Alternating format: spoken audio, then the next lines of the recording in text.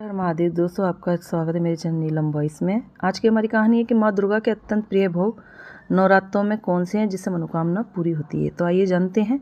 नवरात्र में 9 देवियों की पूजा अलग अलग विधि विधान से होती है। जैसे माँ के स्वरूप अलग होते हैं, वैसे ही भोग भी हर दिन अलग लगाया जाता है। आइए जानते हैं कि किस दिन कौन सा भोग लगाने से माँ की विशेष कृपा आप पर होगी।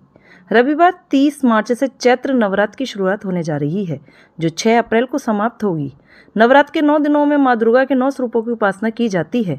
9 दिनों के इस पर्व को भक्त जन बड़े ही श्रद्धा भाव से मनाते हैं। नवरात्र में लोग पूरे दिन 9 दिन के व्रत भी रखते हैं, तो कुछ लोग केवल शुरुआत और आखिरी व्रत भी करते हैं। नवरात्र में पहले दिन माँ शैलपुत्री की पूजा होती है, दूसरे दिन ब्रह्मचारिणी, तीसरे दिन चंद्रघंटा माँ, चौथे दिन माँ कुष्मांडा, 5वें दिन माँ स्कंद माता, 6ठे दिन कात्यायनी माँ, 7वें दिन कालरात्रि, 8वें दिन महागौरी और 9वें दिन सिद्धिदात्री माँ की उपासना की जाती है। नवरात्र के 9 दिन तक देवियों के स्वरूपों के अनुसार ही उन्हें अलग अलग भोग लगाया जाता है। तो आइए जानते हैं कि कौन सी देवी को कौन सा भोग लगाया जाता है। नंबर 1, माँ शैलपुत्री। नवरात्र के पहले दिन घटना स्थापना की जाती है। इस दिन माँ के प्रथम स्वरूप की पूजा होती है। माँ शैलपुत्री हिमालय की पुत्री हैं। माँ को सफ़ेद रंग पसंद है। माँ को भोग में शुद्ध गाय के घी या घी से बनी चीज़ों को भोग लगाया जाता है। माना जाता है कि इस आरोग्य का आशीर्वाद मिलता है। नंबर 2, माँ ब्रह्मचारिणी। चैत्र नवरात्र के दूसरे दिन माँ के दूसरे स्वरूप की पूजा होती है। भगवान शिव को पति के रूप में पाने के लिए माँ ने कठोर तपस्या की थी। इस कठोर तप के कारण उनका नाम ब्रह्मचारिणी पड़ा। माँ का प्रिय भोग शक्कर माना जाता है। शक्कर का भोग लगाने से आयु लंबी होती है। नंबर 3, माँ चंद्रघंटा। पौराणिक कथाओं के अनुसार माँ दुर्गा के दानवों के आतंक को खत्म करने के लिए चंद्रघंटा का रूप लिया था। इसी अवतार ने महिषासुर का वध कर देवताओं की रक्षा की थी। माँ चंद्रघंटा को दूध का भोग लगाया जाता है।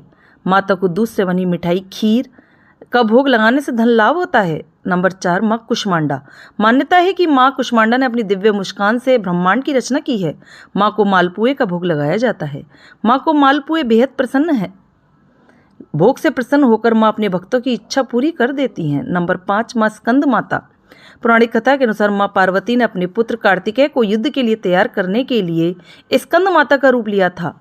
माँ स्कंद माता को केले का भोग लगाया जाता है। मान्यता है कि माँ को केले का भोग लगाने से शारीरिक रोगों से मुक्ति मिलती है। नंबर 6, छठे दिन माँ कात्यायनी। महर्षि कात्यायन के घर माँ का जन्म हुआ था, इसी वजह से उनका नाम कात्यायनी पड़ा। देवी कात्यायनी को देवी दुर्गा का छठा रूप कहा जाता है। माँ को शहद बहुत प्रिय है। शहद का भोग लगाने से आकर्षण की प्राप्ति होती है। नंबर 7, माँ कालरात्रि। माँ कालरात्रि ने ही शंभु, निशंभु और रक्तबीज नाम के राक्षसों का वध किया था। माँ कालरात्रि नकारात्मकता का विनाश करने वाली हैं। इनके शरीर रंग काला और बाल बिखरे होते हैं, इसलिए इन्हें कालरात्रि कहा जाता है। माँ को गुड़ बेहद पसंद है।